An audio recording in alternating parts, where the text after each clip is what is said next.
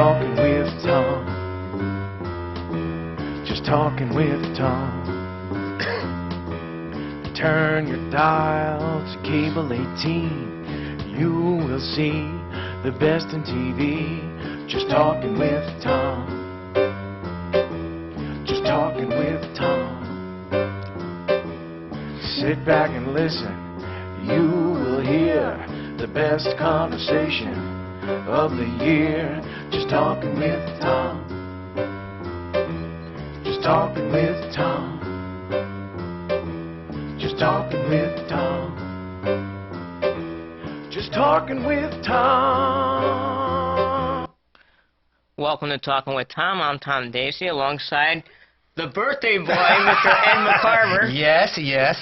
Since we last talked, I did celebrate another year on this planet. I had my birthday last week.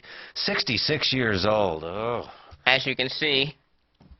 I only look like a cast member of The Walking Dead now that I'm 66 years old. But it's thanks. I had a lot of fun. You know, when I was 30 and when I was 40, I thought 66 is ancient history, and come to find out I'm right. So does that mean one of your favorite songs is Route 66?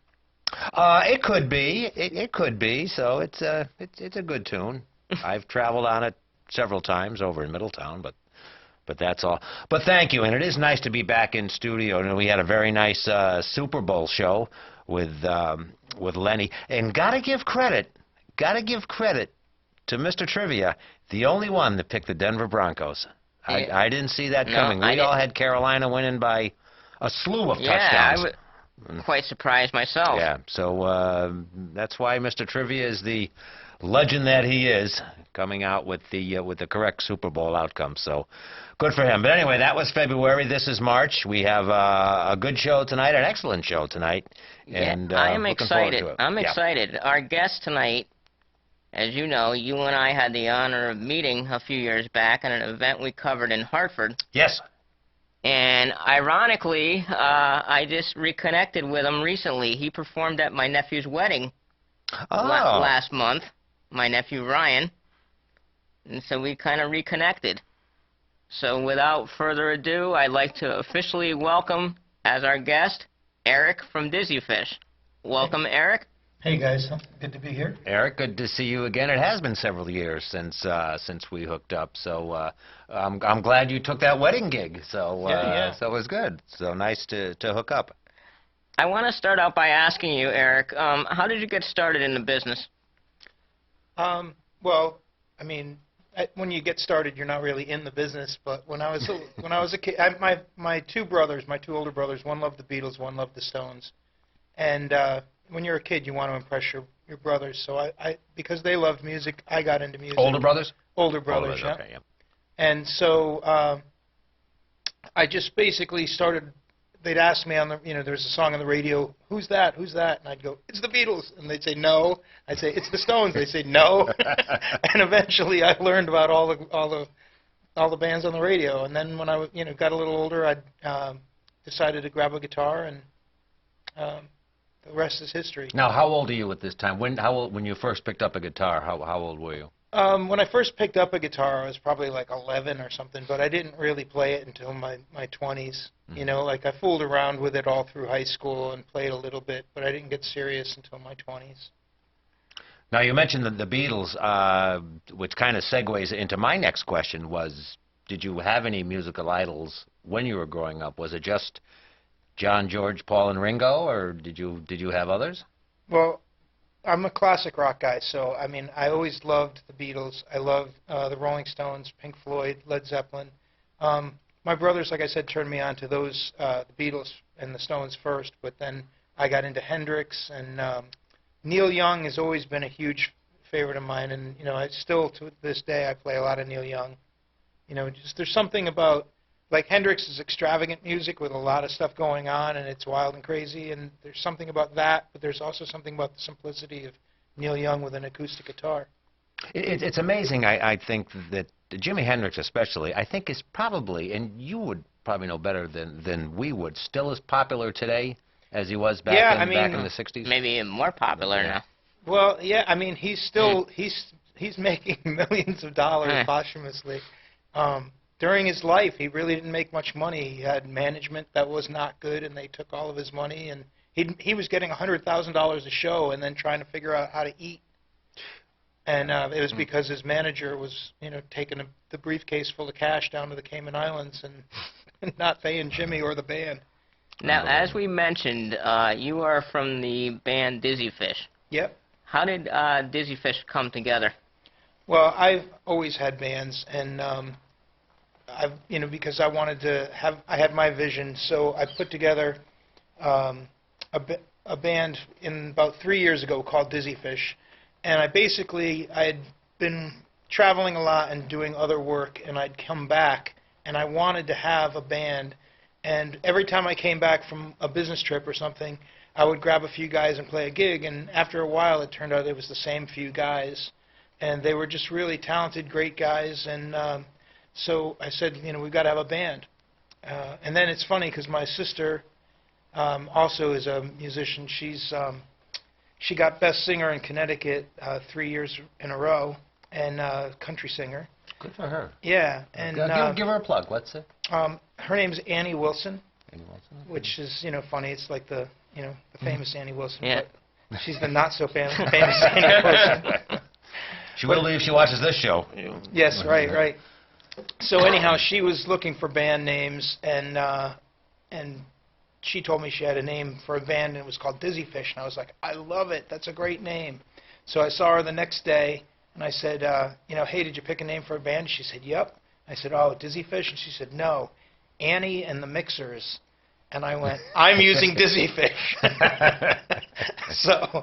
Was it a name she just plucked out of the air? Or? I don't really know where she got it, and since then it's sort of developed a couple of meanings, but I don't really, we don't talk about those too much. It's kind of the mystique of the name Dizzy Fish, but anyhow, so that's where the name came from, and we basically just pulled together the best guys I could find to put together a rock and roll band. Now, you just recorded a new album. Is writing more time-consuming? The process of recording an album is crazy. Like you would never believe that when you listen to a piece of music what goes into actually making it, because. And I love the fact that they still say album. Well, I still say album. Yeah, I think everybody. And does. vinyl is making a comeback. I mean, vinyl just sounds fantastic. So, And I really can't wait till my record comes out officially and I have a full album. It's a piece of cardboard that's this big, because that's what I grew up with.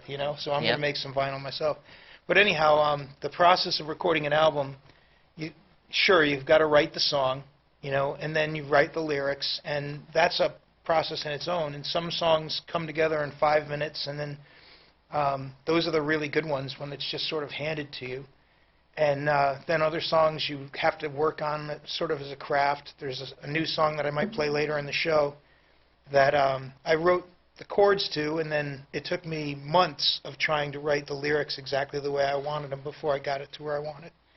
So the process of writing a song is just the beginning.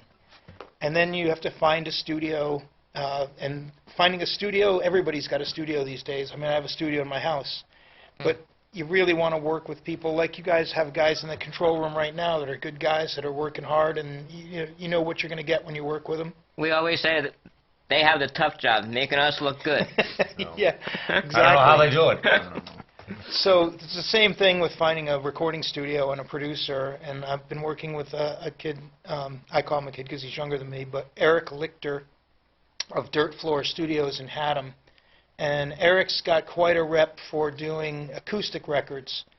And I wanted, my record is rock and roll and acoustic stuff, but everything is natural instruments and authentic sounds and recorded live, so that we just have a very natural feeling, sort of like something along the lines of the band or Neil Young's, Big Pink or something along those lines.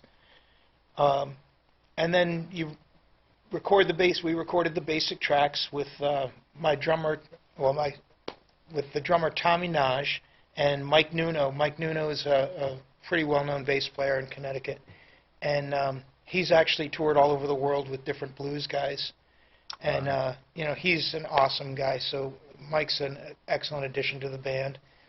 So we recorded all the songs, just the three of us, and then we brought in musicians to do tracks, and that whole process has taken about 3 or 4 months. Wow. So it's not like you think a song in your head, think of the lyrics, and go in, and 10 minutes later it's recorded. Not in a recording studio. I mean, I've certainly written a song and then played it that night with a band, and then everybody just sort of drops in and plays whatever the first thing that comes to their mind is, and a lot of times it's great.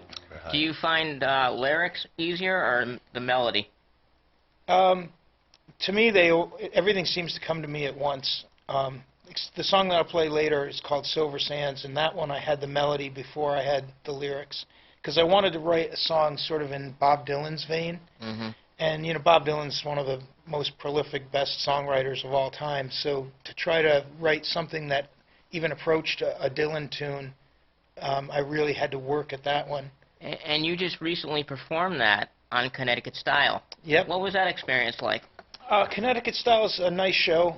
We went down and we recorded. Actually, what they do is they tape the show, or they do the live show, and then they tape the band segment afterwards. So we went in and we had 20 minutes to set up the band, which setting up a rock and roll band in 20 minutes and miking it and getting all of that done is it's not easy. Speed work. Yeah, exactly. And then you get one shot to play the song, and whatever it sounds like, it sounds like. I think you guys know Aaron Stone. Yes. Yeah, Aaron Stone is a sound engineer, a local sound engineer, who's a great guy, and he came with us and he brought in speakers and he mic'd up all the guys and we played the tune and it was on the air. Excellent. You want to play a little tune for us now? Sure. I'll tell you about this one. This is I just happen to have my guitar in a special tuning called Open G. But before the show, I was telling you, Tom, that I had a friend who was living in Canada, and I'd heard that she had cancer, and she was having a lot of difficulty sleeping. So I offered to play her a show over the internet using Skype. And so I was playing for her, and she was telling me about how hard it was to sleep, and she hadn't slept in days, and all of this stuff. And I had this nice, relaxing piece of music that goes like.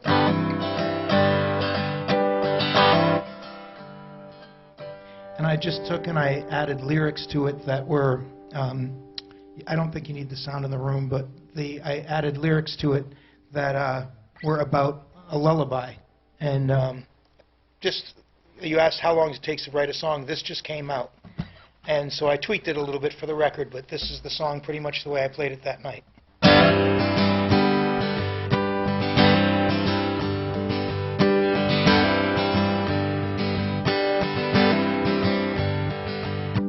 Rest your weary head, child. Rest your weary head. Rest your weary head, child. Rest your weary head.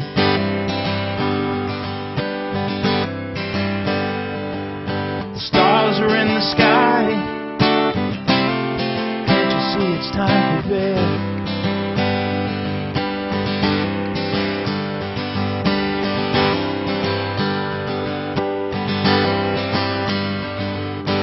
Close your tired eyes, child. Close your tired eyes. Rest your tired eyes, child. Close your tired eyes.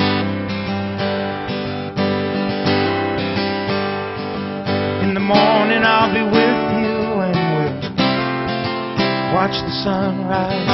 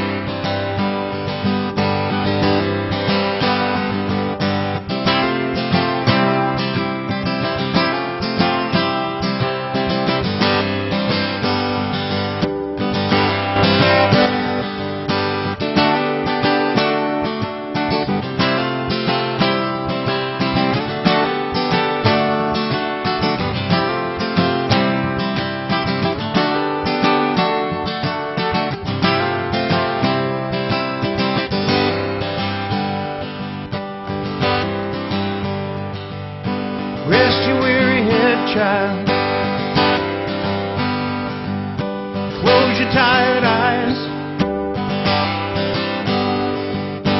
Rest your weary head, child.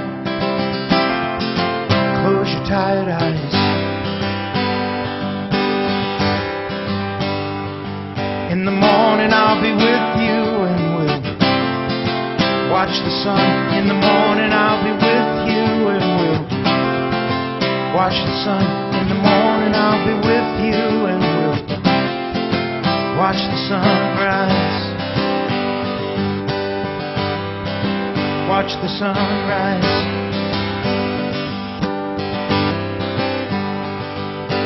Watch the sunrise. Watch the sunrise. Watch the sunrise.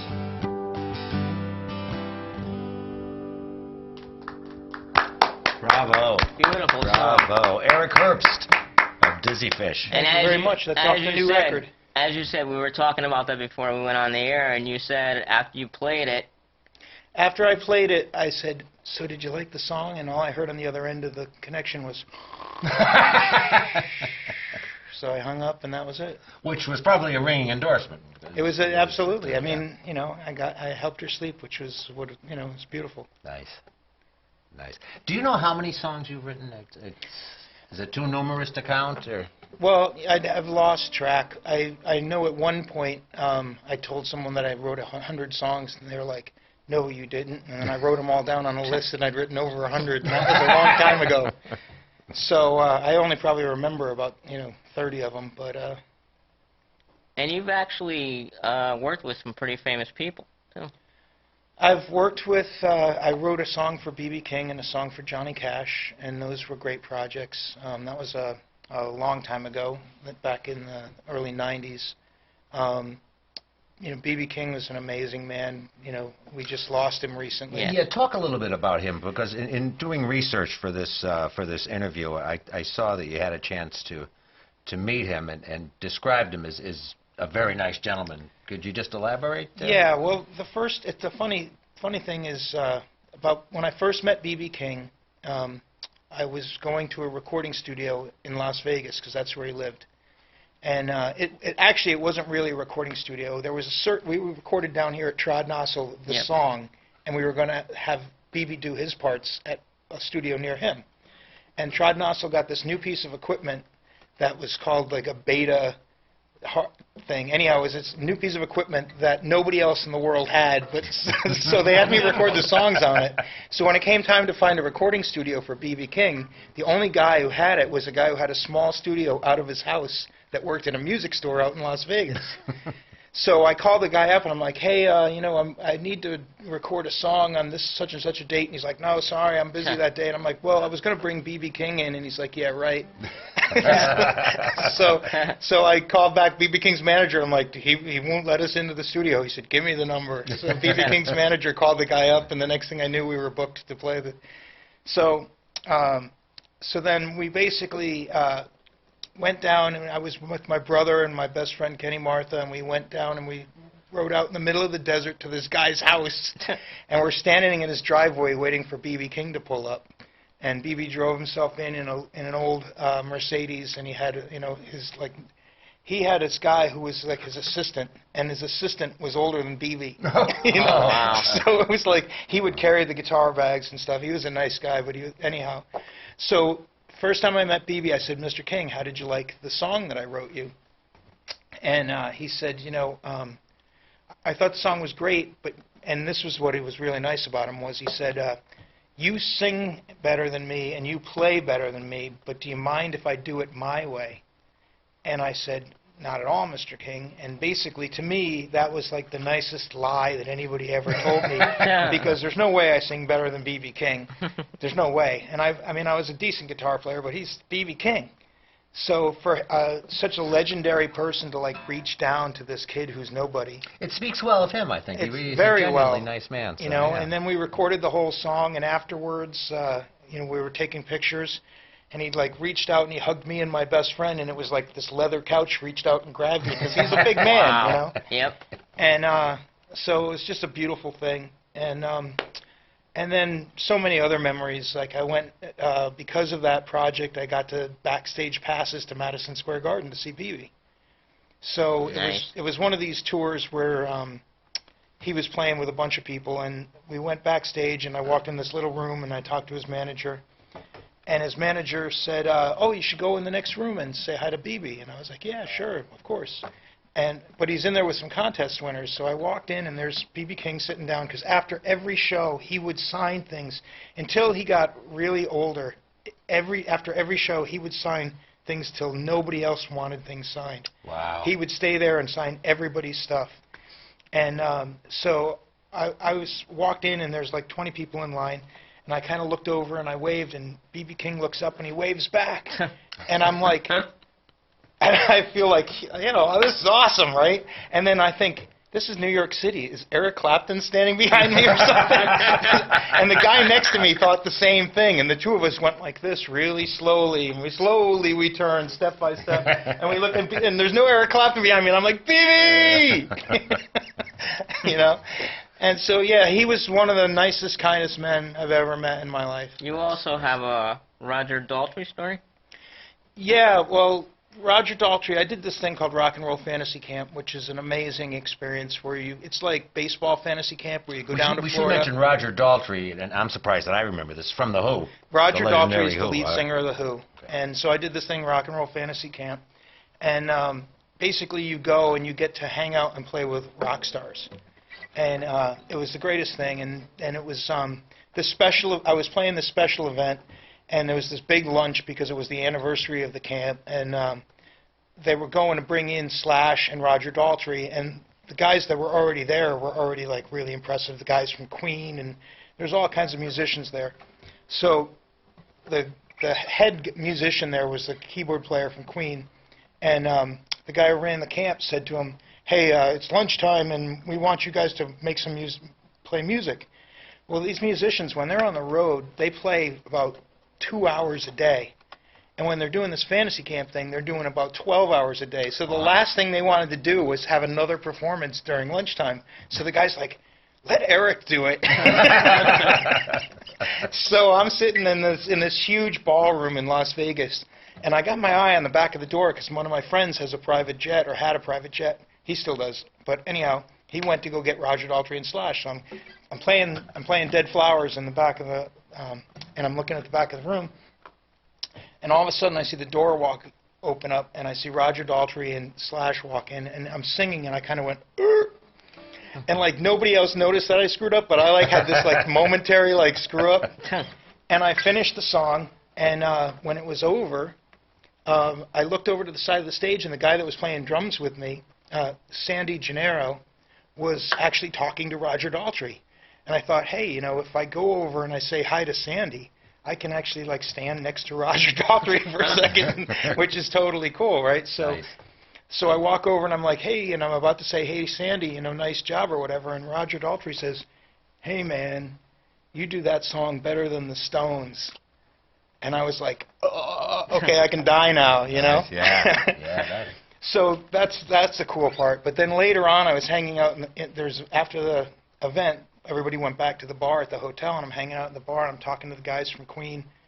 And I'm like, hey, Roger Daltrey said that I do that song better than the Stones, and the main guy says, yeah, Eric, but actually that's not that big a compliment. I'm gonna take it to my grave that Roger Daltrey told me I do better than the Stones, all right? So.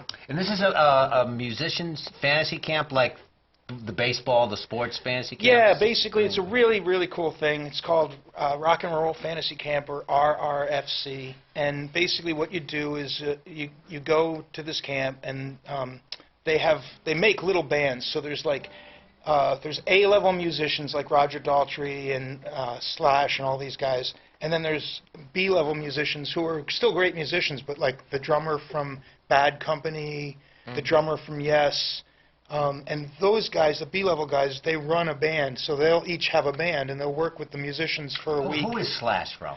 Slash is a guitar player from Guns N' Roses, Guns N' one that wears Roses. a top hat. He's like, Got it. he's kind of like, he's not like a Hendrix, but he's sort of like the most famous guitarist of his generation.